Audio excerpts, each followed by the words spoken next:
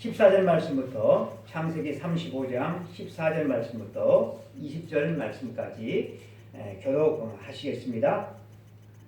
야곱이 하나님이 자기와 말씀하시던 곳에 기둥 곧 돌기둥을 세우고 그 위에 전제불을 붓고 또 그 위에 기름을 붓고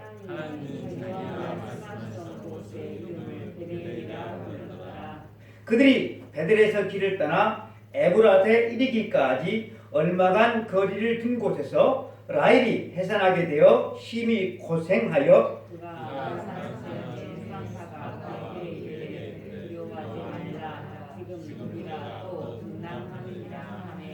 그가 죽게 되어 그의 혼이 떠나려 할 때에 아들의 이름을 베논이라 불렀으나 그의 아버지는 그를 베냐민이라고 불렀더라.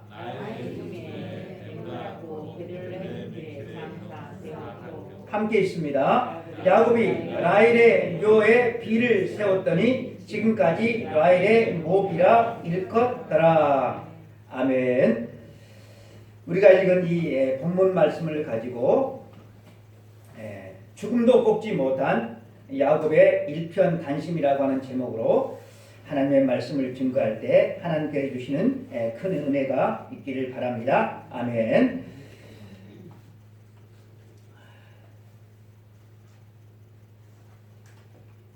야곱이 파란만장한 삶을 살다가 하나님께서 명령한 이 베델에 와서 우리가 읽은 본문 말씀대로 제단을 쌓고 하나님께 예배를 드림으로 말미암아 이제는 야곱의 삶 가운데 놓여진 그런 모든 것들이 행복으로만 열릴 줄로 알았습니다. 20년 동안 형과의 풀리지 않았던 그 갈등의 그 관계가 하나님께서 은혜를 베푸셔 주셔서 기적적으로 여러분 형과 화해를 하게 되어지죠. 그리고 외삼촌의 추격도 하나님께서 개입하셔서 또 외삼촌의 추격도 어때요? 무사하게 해결되어지고 세겜에서의 끔찍한 그 사건으로 야곱의 가족이 몰살당할 수밖에 없었는데 또 하나님께서 은혜를 베푸셔서 이 모든 것들도 잘 해결되어졌어요. 그리고 베델에 와서 제단을 쌓고 하나님을 예배를 합니다. 이제 야곱의 삶 가운데 놓여진 것은 행복한 미래를 향하여서 나아가는 일밖에 남지 않은 것 같았습니다. 하지만 삶의 행복을 누려야 할 그 시점에 야곱은 자기 생애에서 가장 쓴 여러분 불행을 맛보게 됩니다. 그리고 그 불행으로 인하여서 다시는 야곱이 일어서지 못합니다. 그 불행이라고 하는 것은 야곱의 영원한 사랑인 라헬이 아이를 낳다가 그만 죽은 것입니다. 여러분 라헬이 남편에게 아들 하나 더 낳아주고 싶어서 첫째 요셉을 낳을 때 하나님 앞에 라헬이 기도합니다. 창세기 30장 24절에 그 이름을 요셉이라 하니 여호와는 다시 다른 아들을 내게 더하시기를 원하노라 하였더라. 하나님께서 내게 아들을 하나 더 주시면 얼마나 좋겠는가. 여러분 요셉이라고 하는 뜻을 아십니까? 하나님이 내게 아들을 더 주시면 좋겠다. 요셉의 뜻은 여러분 더함이라고 하는 뜻입니다. 더함. 라헬이 그렇게 바라는 더함, 요셉의 이름 가운데 나타난 이 더하다, 그 더해지는 은혜, 둘째를 여러분 라헬이 가졌어요. 둘째를 가졌을 때 라헬은 온 세상을 다 얻은 듯 기뻤을 것입니다. 그런데 여러분 그 둘째를 낳다가 세상을 떠납니다. 여러분 이것이 인생이죠. 인생. 땀 흘려 수고한 보람으로 이제는 두 다리 좀 쭉 펴고 행복하게 살려고 하는데 그만 중병에 걸려서 세상을 떠나게 되어지는 것이 우리 인생의 한 모습이 아닌가 싶습니다. 이 비극적인 사건을 본문은 전하고 있습니다. 저는 라헬을 잃은 야곱의 비통한 모습에 눈을 돌리기 전에 먼저 라헬의 울음소리에 대해서 말씀을 전하고자 합니다. 라헬이 여러분 죽고 나서 1000년 뒤에 이스라엘이 하나님의 심판을 받아서 멸망을 당하고 이스라엘 백성들이 바빌론으로 포로를 많이 끌려갑니다. 이렇게 포로로 끌려갈 때 예레미야 선지자는 라헬의 통곡 소리를 들었다고 했습니다. 예레미야 31장 15절에 여호와께서 이와 같이 말씀하시니라 라마에서 슬퍼하며 통곡하는 소리가 들리니 라헬이 그 자식 때문에 애곡하는 것이라 그가 자식이 없어져서 위로받기를 거절하는도다 라고 말씀하고 있습니다. 그런데 여러분 마태복음에서는 이 예레미야가 들었던 라헬의 통곡 소리를 베들레헴의 엄마들이 울부짖었다고 기록하고 있습니다. 마태복음 2장 18절에서 라마에서 슬퍼하며 크게 통곡하는 소리가 들리니 라헬이 그 자식을 위하여 애곡하는 것이라 그가 자식이 없으므로 위로받기를 거절하였도다. 예레미야도 그리고 마태도 라헬의 통곡 소리를 언급을 하고 있어요. 여러분 그 이유가 무엇인지 알고 있습니까? 여러분 그것은 이 라헬이 성경 안에서 아이를 낳다가 죽은 첫 번째 여인이 돼요. 그리고 또 다른 이유는 오래도록 아이를 낳지 못해서 고통스러운 나날을 보냈던 여인이기 때문에 그렇습니다. 라헬의 울음 섞인 기도를 들으시고 하나님께서 이렇게 말씀을 해 주십니다. 예레미야 31장 16절에서 여호와께서 이와 같이 말씀하시니라 네 울음소리와 네 눈물을 멈추어라 네 일의 싹을 받을 것인즉 그들이 그의 대적의 땅에서 돌아오리라 여호와의 말씀이니라. 이 하나님의 말씀이 여러분 어떻게 응답되었는지 궁금하지 않습니까? 라헬이 죽어서 묻힌 장소를 오늘 본문 말씀 19절에 나타내고 있죠. 에브랏 근처 곧 베들레헴이라고 밝히고 있습니다. 에브랏 근처 베들레헴이다. 그녀가 죽고 나서 1700년이 흐른 뒤에 그녀가 죽었던 그 장소에서 한 여인이 아들을 낳습니다. 그 여인의 이름은 마리아이고 그 여인이 낳은 아기는 성령으로 잉태되신 바로 우리 주 예수 그리스도이십니다. 놀랍지 않습니까? 하나님께서 예레미야를 통하여서 들려주신 네 울음을 그치고 네 눈물을 거두어라 라고 하는 이 예언의 말씀이 여러분 이렇게 성취되어지는 것입니다. 여러분 하나님은 말씀하시고 하나님은 당신이 말씀하신 그 말씀을 잊어버리지 아니하시고 반드시 성취하시는 언약의 하나님이신 것을 우리는 믿습니다. 그래서 여러분, 하나님께서 말씀하신 대로 말씀이 육신이 되어서 하나님이 이 땅에 오셨어요. 그리고 말씀하신 대로 여러분, 우리의 죄를 대신해서 하나님이신 예수님께서 십자가에서 죽으셨어요. 말씀하신 대로 장사 지낸 바 되셨다가 3일 만에 다시 부활하시고 승천하시고, 그리고 말씀하신 대로 심판지로 다시 오실 줄로 믿습니다. 여러분, 이 사실을 믿는 사람들이 그리스도인들, 바로 저희고 여러분들이죠. 이 믿음 안에서 여러분 사는 인생이야말로 가장 행복한 인생을 살아가는 사람이고 가장 멋진 인생을 살아가는 사람들이고, 여러분 후회가 없는 그런 삶을 살아가는 사람들인 줄로 믿습니다.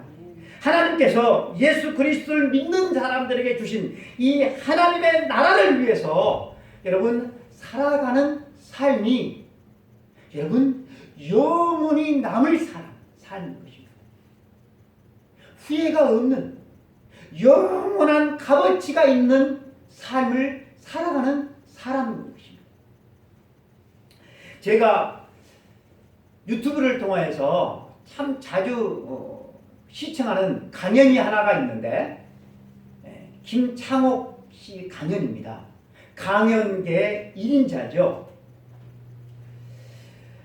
그가 이런 고백을 했습니다. 자기가 인생에서 참으로 중요한 것이 무엇인 줄 알지 못했을 때 그는 열심히 강연을 해서 큰 돈을 벌게 되어집니다. 큰 돈을 벌어요. 사람들은 돈을 벌면 쓰든지 저축하든지, 그렇죠? 그렇죠? 저축하지 않고 쓰기만 하는 사람이 있고, 쓰지는 않고 저축만 하는 사람이 있고, 또 둘 다 조화롭게 하는 사람도 있고. 그런데 여러분, 이 김창옥 씨는 돈을 마구 썼다고 하는 거예요. 자신의 공허함을 채우기 위해서, 자신의 부족함을 채우기 위해서, 그리고 남들에게 나 이만큼 성공했다 과시하기 위해서 그가 돈을 쓴 곳은 명품을 사기 시작했다고 그래요. 여러분, 명품 많잖아요. 명품 옷을 샀대요. 비싼. 감히 남들은, 일반 사람들은 그죠? 사서 입지도 못할 그런 옷을 샀대요. 그런데 입는 순간 그 기쁨이 오래가지를 못하더라고 하는 거예요. 그러면 그친 것이 아니라 다른 명품으로 옮겨갔대요. 명품 시계를 샀대요. 그래도 그 기쁨이 잠시였대요. 그래서 세계적인 명품 오토바이 할리 데이비슨, 비싼 거죠. 그렇게 얼마나 그렇게 폼납니까? 그런데 그 기쁨도 얼마 오래 가지를 못했대요. 또 외제 비싼 차를 샀대요. 여러분, 폼나지 않습니까? 여러분, 우리는 다 이렇게 폼난 인생을 살기를 원합니다. 여러분, 그렇게 살아봤으면 좋겠지요.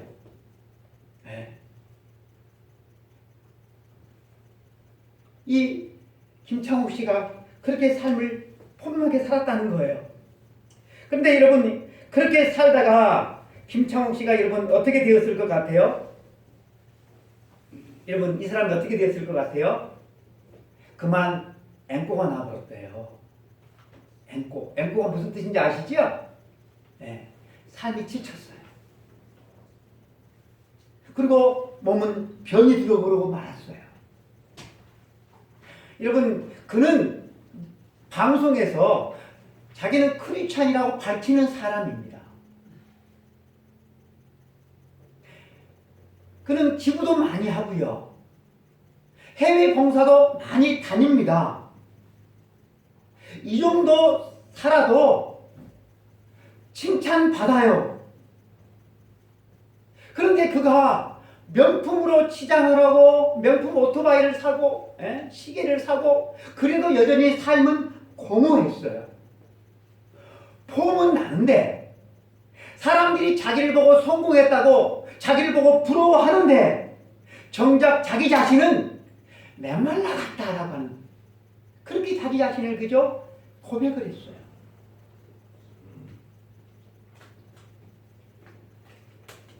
이렇게 여러분 살면 후회하지 않겠어요? 김창욱 씨는 자기의 그런 지난날의 삶을 후회한다라고 고백을 해요. 그러면 여러분 우리는 어떠한 삶을 여러분 살아가야만 하겠습니까? 배우자가 죽으면 홀로 남은 사람은 슬픔은 물론이고 밀려오는 절망감과 죄의식과 대면하지 않으면 안 된다고 합니다. 떠나간 배우자와 해결하지 못한 문제들이 끊임없는 회한을 일으키기 때문이랍니다. 아, 내가 왜 그때 그렇게 했을까? 그렇게 하지 말았어야 되는데. 내가 그때 좀 더 잘했어야 되는데. 이런 통안이 피수가 되어서 가슴을 찌른다는 것이죠. 여러분, 야곱도 예외가 아니었습니다.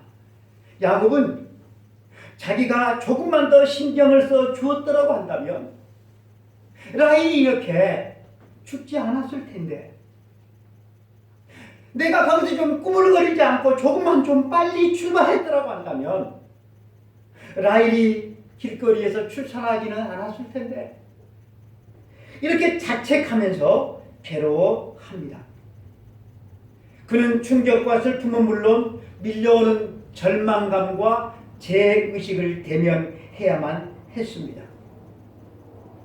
야곱의 마음을 더욱 서럽게 만들었던 것은 라헬을 낯선 길가에다가 묻었다는 것입니다.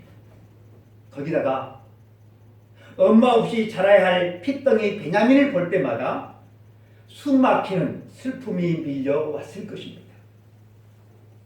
사랑하는 사람을 죽음으로 잃고 상실의 과정을 겪을 때 여러분 가장 힘이 되는 것이 무엇일까요? 많은 돈일까요?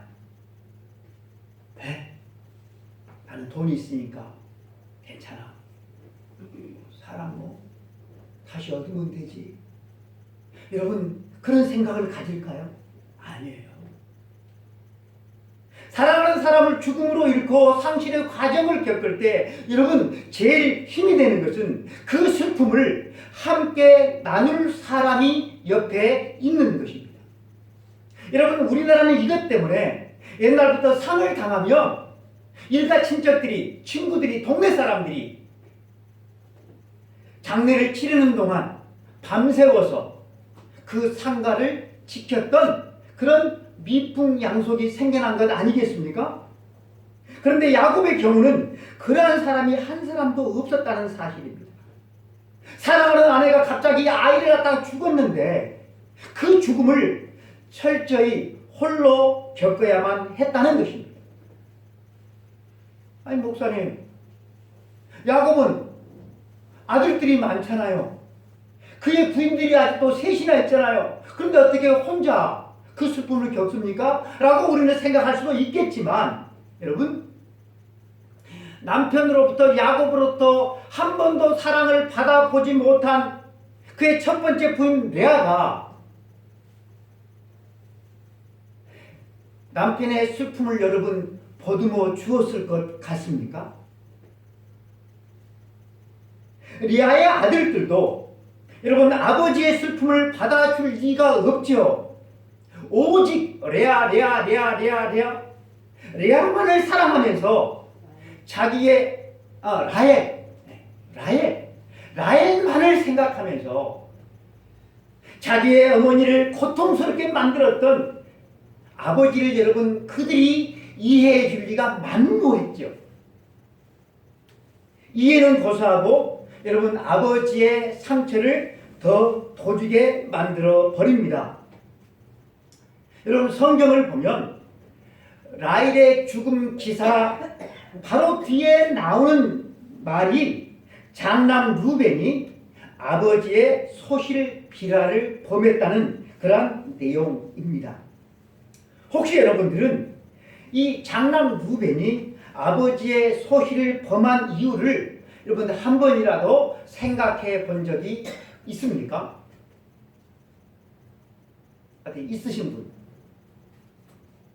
많은 사람들은 이 루벤이 성적인 욕구를 풀기 위해서 이렇게 단순하게 사람들은 생각합니다. 그런데 여러분 다르게 생각해 볼 수가 있어요.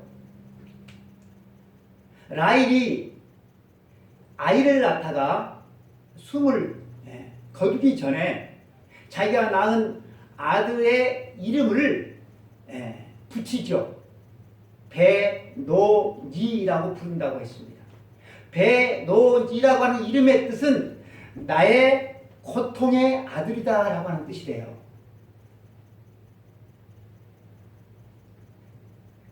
베논이라는 이 말을 곁에서 가까이에서 야곱이 듣고서 이름을 바꾸죠. 베냐민이라고 이름을 바꾸죠.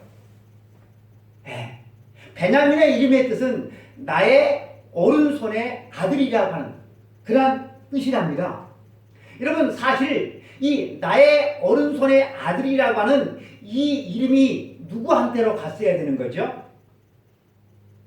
야곱의 첫째 아들인 레아가 낳은 루벤에게 갔어야 되죠. 아버지가 여러분 막내한테 베냐민 내 오른손의 아들이라고 부를 때마다 장남인 루벤이 여러분 어떤 생각이 들었을 것 같습니까?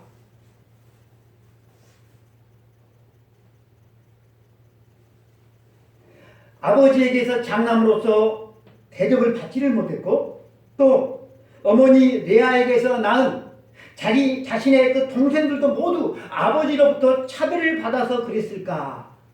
이 라헬의 죽음 다음에 즉시 나오는 기사가 루벤이 라헬의 몸종이었다가 후에 아버지 야곱의 소실이 된 이 비라를 범했다는 그런 기사가 여러분 나온다는 것입니다.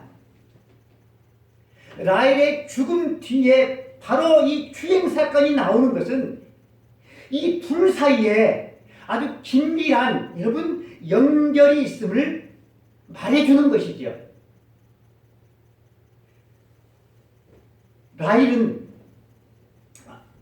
라헬이 죽었어요.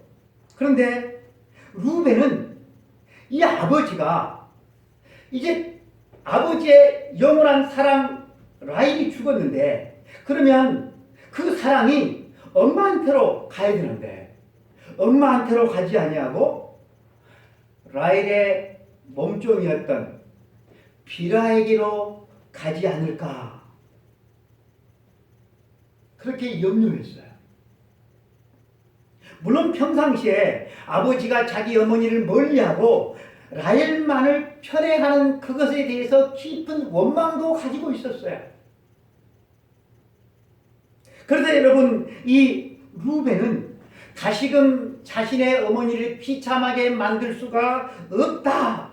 비참하게 만들 수 있는 이 가능성을 사전에 없애고자 어떻게? 비라를 범해버리고 만 거죠. 단순히 어떤 성적인 충동에 의한 것이 아니라 아버지의 맞서는 그런 행동이었던 것입니다. 아무리 여러분 루벤이 아버지로부터 큰 상처를 입었고 또 자기 어머니를 보호해 주기 위해서 한 일이었다고 해도 여러분 이것은 아니죠. 절대 이것은 아니죠.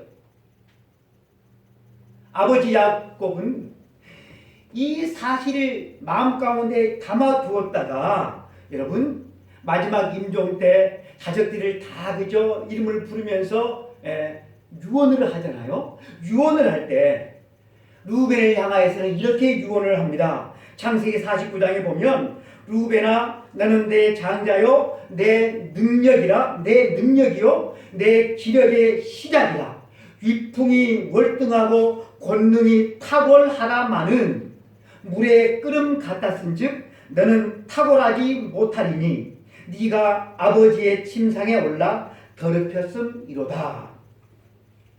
루벤은 아버지로부터 장자로서 인정과 사랑을 받지 못했다고 그렇게 생각을 하고 있었지만 아버지는 그렇게 생각하지 않았다고 하는 거죠. 루벤아 너는 내 장자이고 너는 내 능력이고 내 기력의 시작이고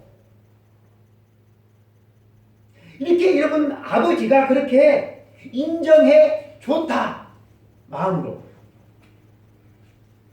표현을 안 하니까 알 수가 없지요. 루벤은 여러분 안타깝게도 장자로서 위풍이 월등하고 권능이 탁월했지만 여러분 이 일로 말미암아 장자로서 축복을 여러분 잃어버리게 됐다라고 하는 것입니다. 루벤은 뿌린 대로 거둔 것이고 또 지금 야곱도 자기가 뿌린 대로 그것을 지금 거두고 있다라고 하는 것입니다. 자신의 목숨과도 바꾸라면 바꿀 사랑하는 아내 라헬을 잃고 피통에 잠긴 이 야곱을 위로해 줄 사람이 없어요. 라헬이 낳은 두 아들은 너무 어려요. 야곱이 이 혹독한 사별의 고통을 이 사별의 슬픔을 여러분 어떻게 혼자 겪어내야만 했을까요? 아무리 강한 사람이라도 사랑하는 사람을 갑작스럽게 죽음으로 잃으면 그 충격으로 다시 일어설 수가 없게 되는 경우가 있대요. 바로 야곱이 그러하다라고 하는 것입니다. 여러분 이 시점으로 총명하고 야심에 찼던 야곱, 하나님의 천사와 밤새 씨름해서 이길 수 있었던 그 혈기왕성했던 야곱의 모습은 더 이상 나타나지 않습니다. 대신 피통해하는 모습만 성경에 그려지고 있다라고 하는 것입니다. 세월이 좀 흘러서 야곱은 라헬이 낳은 요셉이 짐승에 찢겨서 죽었다는 소식을 다른 아들들로부터 들었을 때 살아갈 의욕을 여러분 잃어버립니다. 우리들은 야곱이 죽은 것이 아니라 야곱이 죽었다고 말한 그 형들이 야곱을 애굽에다가 돈 주고 팔아버렸다는 사실을 우리는 알고 있지만 그러나 여러분 야곱은 이 사실을 알지를 못하지요. 그래서 이 소식을 듣고서 그는 이렇게 그저 모습을 나타냅니다. 37장 34절에 보면 자기 옷을 찢고 굵은 배로 허리를 묶고 오래도록 그의 아들을 위하여 애통하니 그의 모든 자녀가 위로하되 그가 그 위로를 받지 아니하여 이르되 내가 슬퍼하며 수월로 내려가 아들에게로 가리라 하고 그의 아버지가 그를 위하여 울었더라. 야곱은 옷을 찢고 아주 거친 배를 허리에 두르고 그리고 하는 그저 탄식이 뭐예요?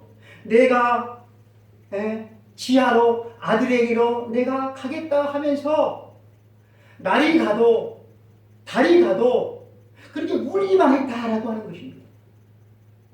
이 측은한 아버지의 모습을 다른 자식들이 보고서 모든 자식들이 와서 위로해줬대요. 위로해주니까 그 위로를 받지 않고 계속해서 여러분 아버지 야곱은 울기만 했다라고 하는 것입니다. 라헬을 향한 야곱의 사랑은 여러분 여기서 끝난 것이 아닙니다. 야곱은 말년에 이 요셉의 두 아들을 축복해 줍니다. 요셉의 두 아들을 축복해 줄 때 야곱은 요셉의 두 아들 에브라임과 므낫세를 어떻게 하는가 하면 자기의 아들의 지위에 올려줘요.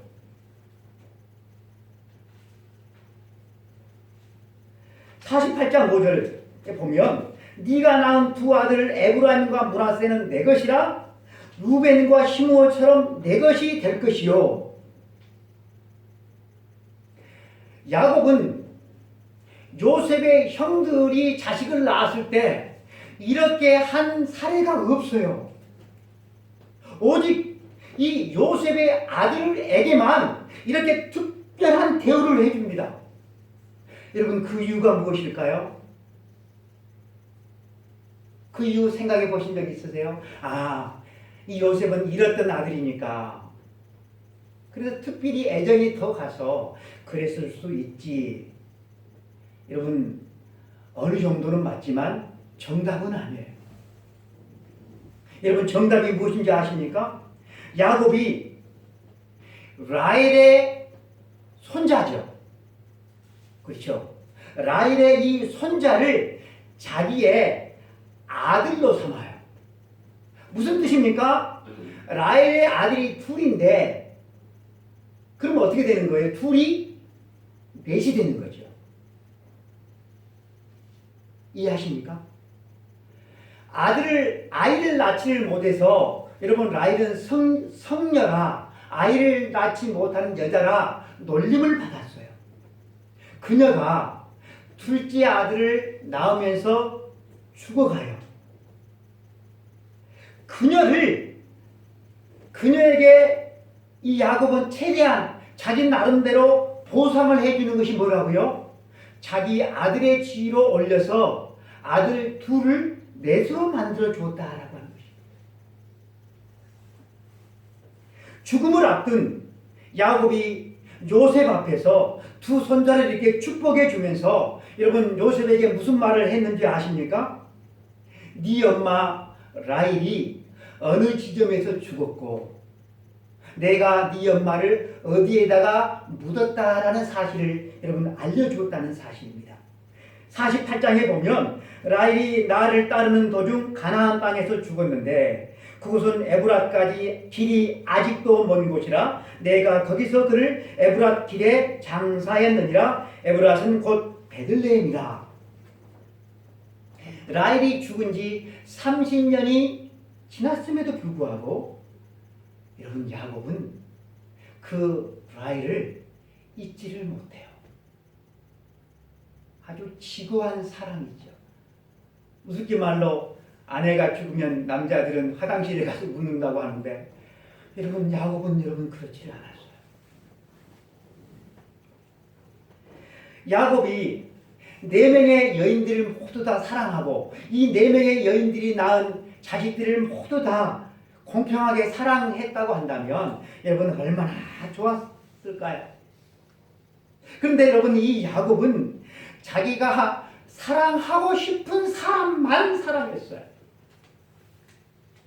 그래서 야곱은 좋았을 거예요. 야곱은 행복했을 거예요. 그러나 여러분 사랑받지 못한 3명의 부인들은요, 사랑받지 못한 나머지 자식들은요, 그래서 그랬는지는 모르겠지만 세겜에서 잔인한 여러분 살육이 일어났고 약탈이 일어났어요. 요셉을 노예로 팔아버렸어요. 아버지의 슬픔, 남편의 슬픔에 가족들이 여러분 동참하지를 않았어요. 아버지의 소실을 범하는 일들로 나타났어요. 얼마나 여러분 슬픈 가정사입니까? 여러분 야곱이 무슨 나쁜 일을 한 게 아니에요. 야곱은 누구보다 열심히 살았어요. 온 마음을 다해서 사랑을 했어요. 하나님의 축복을 열심히 사모했어요. 그는 가는 곳마다 하나님께 제단을 쌓았어요. 하지만 여러분 그 모든 것들이 다 자기를 위한 일이었다라고 하는 거예요. 하나님 중심이 아니라 다 자기 중심이었다라고 하는 것입니다. 여러분, 우리는 어떻습니까? 하나님께서 세상을 창조하신 목적이 우리의 기쁨을 위해서, 우리의 만족을 위해서 만드셨습니까? 아니면 하나님의 기쁨을 위해서 하나님께서 세상을 만드셨습니까? 우리들은 우리의 기쁨, 나의 기쁨을 위해서 자식을 내 마음대로 키웁니다. 내가 사고 싶은 것을 돈을 벌어서 삽니다. 내가 하고 싶은 취미 생활을 위해서 돈을 기꺼이 치릅니다. 이래저래 우리는 나의 기쁨을 위해서 그렇게 돈을 쓰고 살면서도 하나님의 기쁨을 위해서는 별로 관심이 없는 것 같습니다. 성경은 말씀하고 있습니다. 그들이 다 자기의 일을 구하고 그리스도 예수의 일을 구하지 아니하되. 여러분, 이 말씀이 딱 맞지 않습니까? 사랑하는 성도 여러분들은 한 주간 동안 어떻게 사셨습니까? 다 자기의 일을 구하되 그리스도 예수의 일을 구하지 아니한다. 우리의 이런 육적인 모습에서 우리는 한 발자국도 더 나아가려고 하지를 않아요. 제가 어린 시절 의미도 모른 채 잘 따라 불렀던 찬송이 하나 있어요. 언니가도 제가 이 시간에 불렀던 것 같은데요. 세상 만사 살피니 참헛되구나. 부귀공명 장수는 무엇하리요. 고대 광실 높은 집 문전옥답도 우리 한번 죽으면 일상의 춘몽. 이런 풀이하면 이런 것이죠. 세상 모든 일을 두루두루 생각해 보니까 다 허무한 것뿐이다.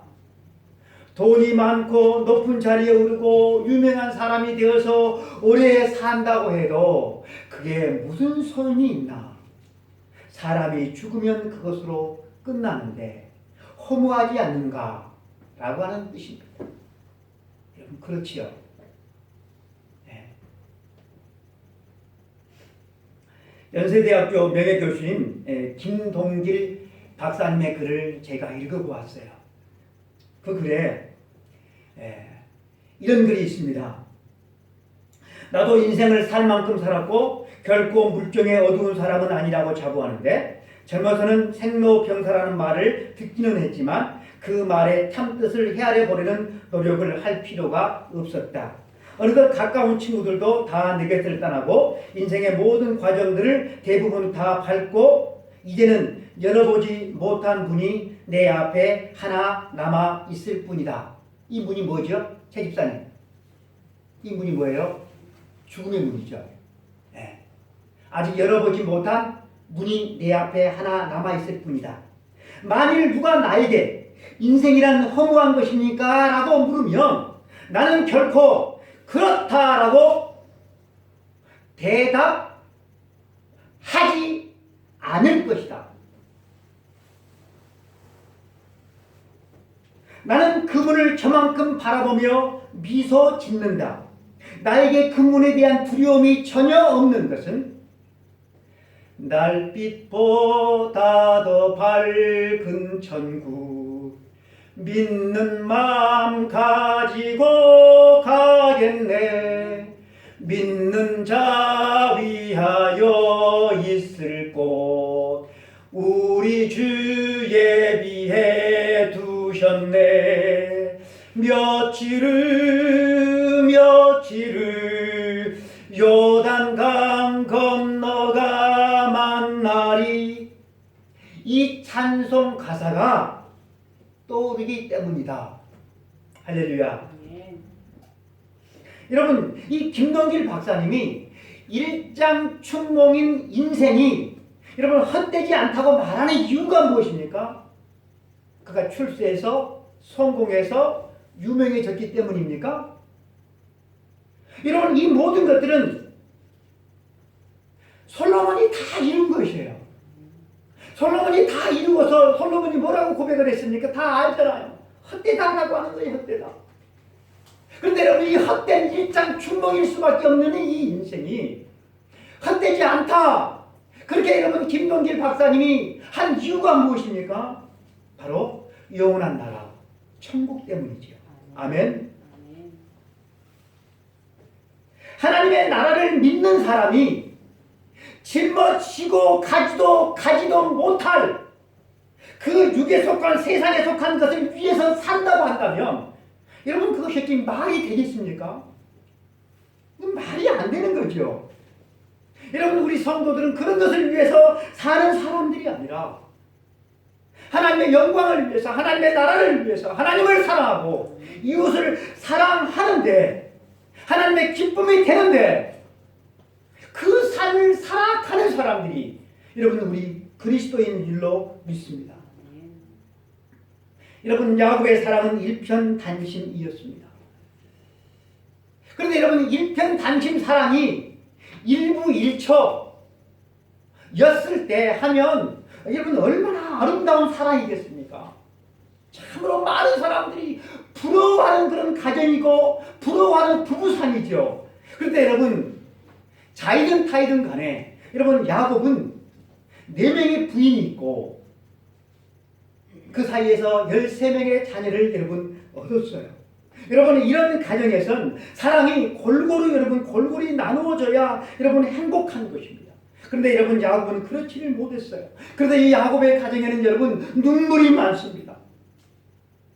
이렇게 흠이 많은 야곱과 그의 가정에 하나님은 야곱의 하나님이 되어주셨다는 사실. 이렇게 흠이 많은 야곱을 하나님께서 그저 만들어 가셔서 이스라엘의 12 조상이 되는 여러분 사람이 되게 하셨다는 것입니다.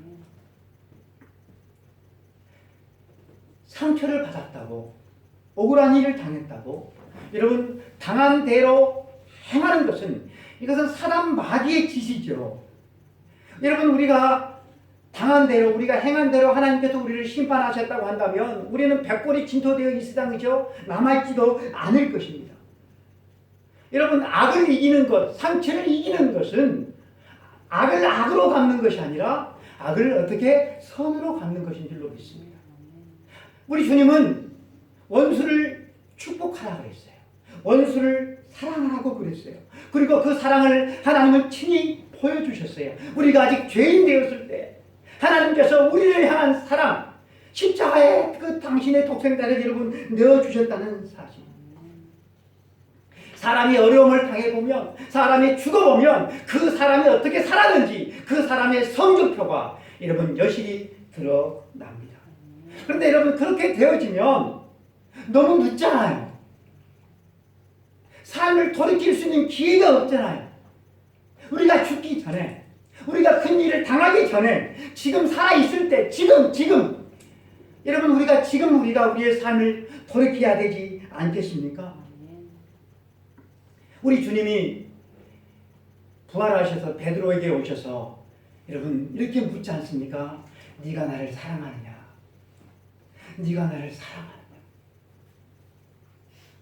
우리가 장차 주님 앞에 섰을 때도 주님은 동일한 질문을 저와 여러분에게 하실 것입니다.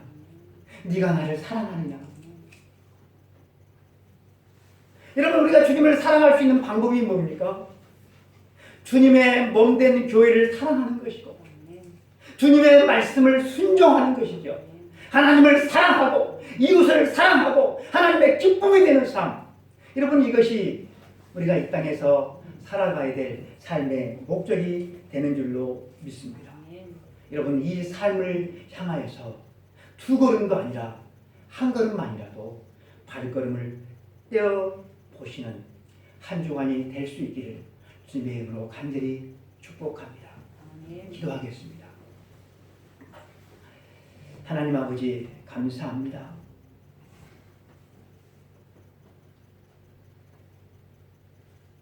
성경에 이렇게 야곱의 삶을 기록해 놓았기 때문에 야곱은 이러이러한 삶을, 이러한 가정사를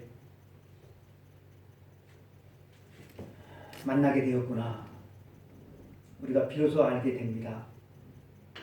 하나님 아버지, 우리의 삶을 누군가 기록한다고 한다면 과연 우리의 삶은 뭐라고 기록되겠습니까? 그런데 하나님, 천국에는 우리의 삶에 대한 행위력이 있다고 성경은 말씀을 해주고 있습니다. 하나님 아버지, 우리의 삶이 과연 이대로 이렇게 쭉 살아가도 괜찮다면 좋겠지만 하나님, 그렇지 않다고 한다면 하나님 아버지, 이 시간 삶을 돌이킬 수 있는 귀한 은혜가 주님 저희들에게 있기를 간절히 소망합니다. 하나님 아버지, 야곱을 보면서, 그의 가정을 보면서 우리의 가정을 되돌아볼 수 있었으면 참 좋겠습니다. 나 자신의 삶을 하나님 아버지 되돌아볼 수 있었으면 참 좋겠습니다. 그래서 우리의 가정이 회복되어지고 나 자신이 회복되어지고 하나님 보시기에 참으로 아름다운, 하나님 보시기에 참으로 칭찬할 만한 그날의 주님 앞에 갔을 때 의의 면류관, 생명의 면류관을 쓸 수 있도록 우리 하나님 은혜를 베풀어 주옵소서.